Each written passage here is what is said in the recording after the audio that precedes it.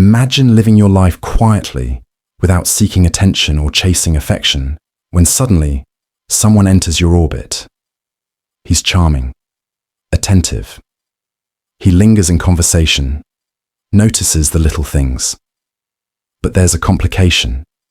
He's already committed. A wife, a girlfriend, maybe even a family. And yet, despite knowing this, you feel drawn to him.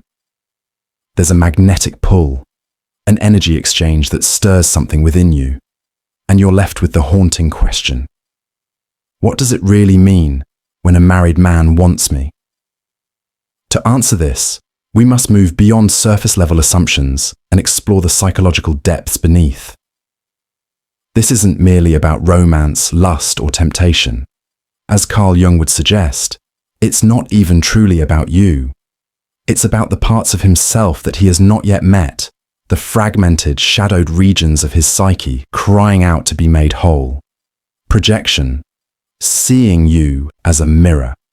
When a man in a committed relationship finds himself drawn to another woman, it is rarely just physical. In Jungian psychology, this pull is often the result of projection, a phenomenon where unconscious aspects of the self are projected onto another person. Jung believed that within each man resides a feminine psychological component called the anima, which embodies emotion, intuition, creativity, and vitality. If a man is disconnected from his anima, his own sense of aliveness, mystery, or emotion, he may unconsciously search for these qualities outside of himself, and when he sees them in you, it can feel electric. But what he really wants is not you, the full human being, but the feeling you awaken in him. He is not in love with your essence, but with what your presence reflects back to him, a lost part of himself. This is not a compliment, it's a warning. Because projection isn't love, it's fantasy. You become a character in his inner drama, a symbolic stand-in for what he's missing. And being desired in that way can be intoxicating, but ultimately unfulfilling and dangerous. The split within. Carl Jung often spoke of the split self, the division between the persona, the image we show the world, and the shadow, the repressed parts we deny. A married man who acts on his attraction to someone outside the relationship is often not acting from a place of wholeness. On the outside, he may appear stable, composed, even noble, but inwardly, he is led by shadows he refuses to confront. When a man is not integrated, when he hasn't done the inner work to reconcile his emotions, needs, and past wounds, he may seek a woman not as a partner, but as a refuge. Her warmth becomes his escape from numbness, her presence a balm for a life that feels dull or constrained. He doesn't necessarily want her, he wants the illusion of vitality that she brings, but illusions never last, and once she begins to ask for clarity, commitment, or reciprocation, once she becomes a mirror to his deeper dysfunction, he retreats, because what he wanted was never the truth. He wanted to feel alive without facing why he felt dead in the first place. Not your fault, but still your choice. Too often women caught in this dynamic internalize guilt. Did I lead him on? Was I too open? Did I do something wrong by responding? But the truth is, your energy, your vibrancy, your emotional depth, these are not faults. They are magnetic. And when someone is empty inside, your light can feel irresistible. But magnetism is not consent, and his desire is not a measure of your worth. A man who is whole will feel attraction, yes, but he will contain it. He will honor the boundaries of his life and yours. He will not ask you to carry the burden of his emotional unavailability. If he crosses those lines, it says more about his absence than your presence. Even so, while it's not your fault that he reached out, you still hold responsibility for how far it goes. If you continue to entertain the connection, even subtly or emotionally, you must ask yourself, why? Your shadow too. Just as he has projections, so might you.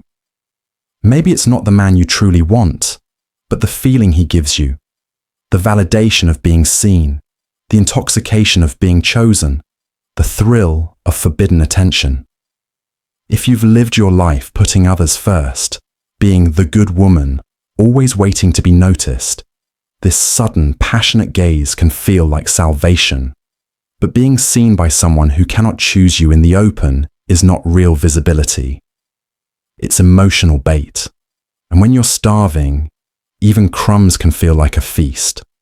Jung reminds us that we all have a shadow, a part of ourselves that includes hidden desires, unmet needs, and suppressed pain.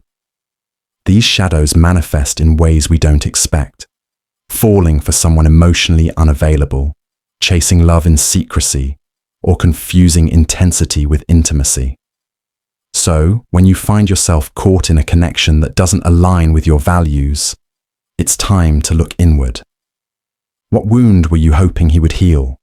What part of you thought this was all you could get? Emotional rehab is not your job. Perhaps he tells you, "You're different," or "She doesn't understand me like you do." These words can feel meaningful, but they are not always rooted in truth. They are projections from a broken self, reaching for comfort. You are not his therapist. You are not a project. You were not born to carry the emotional baggage he refuses to unpack. Eventually, if you ask, "Where is this going?" or "What am I to you?" the illusion will begin to crumble. He'll pull away. The story fractures.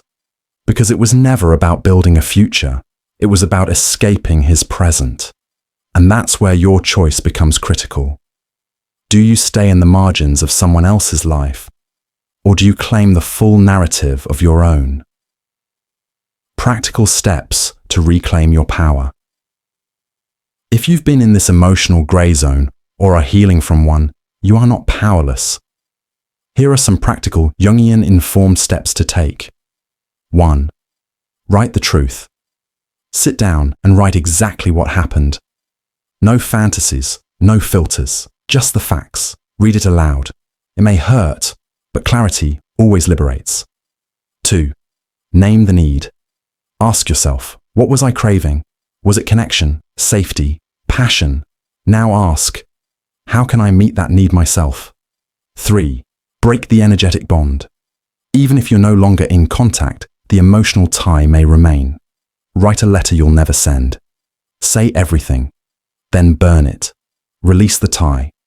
4. Redefine worth. Remember, you don't need to be desired in secrecy to feel valuable. You don't need to be an option to feel wanted. Your love is not meant to live in shadows. 5. Choose someone who chooses you. Not one day, not maybe, not in stolen moments. Choose someone who wants you openly, fully, and in the light. Real love requires wholeness. Jung said, "The meeting of two personalities is like the contact of two chemical substances. If there is any reaction, both are transformed. But that transformation only happens when both people are whole, present, and willing. A half-love born in shadow cannot create full healing. So if you've been living in this space, in the ache of the in-between, this is not the end. It's the beginning. The start of a new story where your beauty is not measured by who desires you, but by how you honor yourself. Where you don't have to be less to be loved. You are not too much. You are not a mistake. You are awakening. And with that awakening comes choice. To keep chasing what wounds you, or to begin choosing what restores you. Choose truth. Choose light. Choose you.